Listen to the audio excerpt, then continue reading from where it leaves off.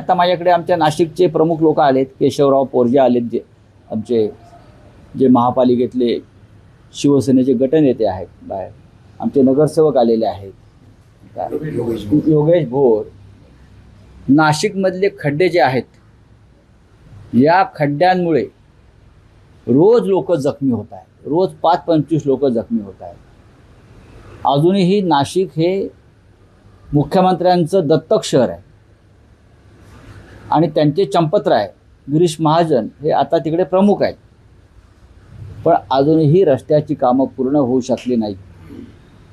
काल आमचे सगळे नगरसेवक केशव पोरजे यांच्या नेतृत्वाखाली सभागृहात गेले, हाताला बँडेज, डोक्याला बँडेज बांधून प्रातिनिधिक स्वरूपात, की आता तरी प्रशासनाचं लक्ष जाऊ द्या आणि रस्त्यांचे खड्डे दुरुस्त करायचं काम करा. पण अजूनही सगळे रस्ते ना कसे पूर्ण रस्ते अजूनही काम व्यवस्थित खड्डे भरण्याचं किंवा रस्ते करण्याचं सुरू झालेलं नाही. आणि त्या संदर्भातलं एक मोठं आंदोलन लवकरच शिवसेना नाशिकमध्ये करणार आहे. ते आंदोलन इतकं मोठं असेल की महाराष्ट्रातले खड्डे त्या आंदोलनामुळे भरले जातील.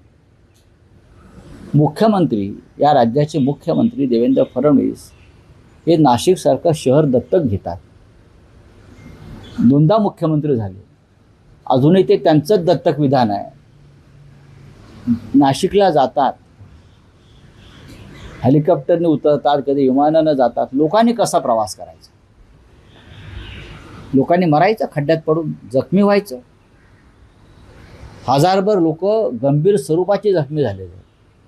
4 लोकांचा मृत्यू झाला, 6 लोकांचा मृत्यू झाला. त्या सामन्यानं अग्रलेख पण लिहिला होता आम्ही. 6 लोक मृत्यू पावले, 5-6 जण कोमात आहेत. योगेश बरोबर ना? 5-6 जण कोमात आहेत. याचं गांभीर्य तुम्हाला नाही. राज्याच्या मुख्यमंत्र्यांना, राज्याच्या उपमुख्यमंत्र्यांना, त्या जिल्ह्याच्या पालकमंत्र्यांना फक्त ठेकेदारी सुरू आहे. आता कुंभमेळा आला, ठेकेदारीचीच कामं चालू आहेत ना.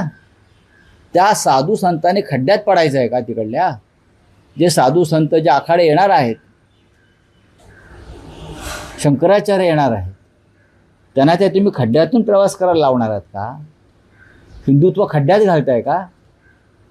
आणि त्यासाठी नाशिकचे सगळे प्रमुख लोक आता आले आणि दणका देणार आम्ही.